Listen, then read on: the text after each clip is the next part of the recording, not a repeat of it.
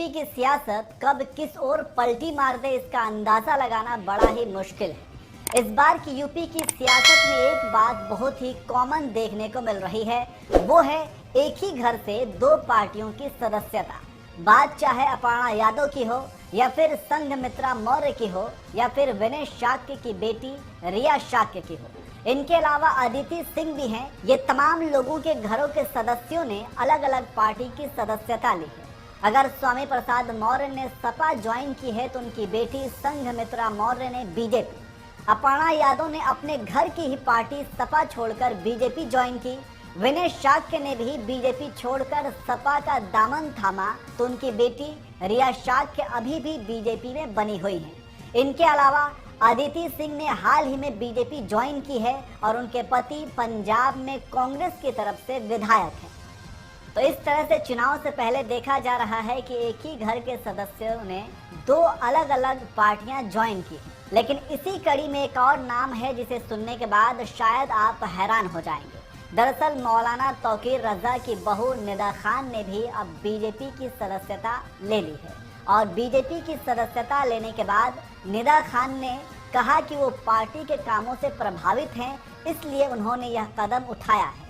निदा खान ने कहा कि 3 तलाक जैसे मामलों पर बीजेपी सरकार ने जो काम किया है वो सराहनीय है। निदा खान ने बीजेपी ज्वाइन करते हुए कहा कि उत्तर प्रदेश में बीजेपी के शासनकाल में ही मुस्लिम महिलाएं सुरक्षित हैं। 3 तलाक का मुद्दा बीजेपी को सपोर्ट करने का टर्निंग पॉइंट था। सबसे बड़ा कारण जो रहा है भाजपा ज्वाइन करने का वो है 3 तलाक का कानून, और मुझे लगता है कि 3 तलाक का कानून ने एक सुरक्षा कवच की तरह काम करा है और जो सबसे बड़ा और महिला सुरक्षा और वुमेन एम्पावरमेंट, इन जैसी चीजों के ऊपर उन्होंने काम करा है और ये देखा भी गया है साथ ही साथ कि उन्होंने बहुत ज्यादा मुस्लिम महिलाओं को कभी भी किसी और वक्त समझ के पार्शियलिटी नहीं करी है और उनके साथ जो उनका नारा था सबका साथ सबका विकास, उसके साथ ही उन्होंने काम आगे बढ़ाया। इसके अलावा आपको बता दें कि निदा खान ने कहा कि कांग्रेस ने नारा जरूर दिया, लड़की हूं लड़ सकती हूं, लेकिन कोई काम नहीं किया।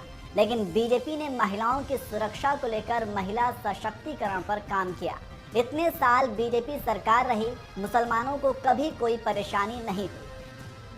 इसके साथ उन्होंने कहा कि शायद मुनव्वर राणा जैसे आज मुखर होकर बोल रहे हैं वैसे पहले भी बोलते।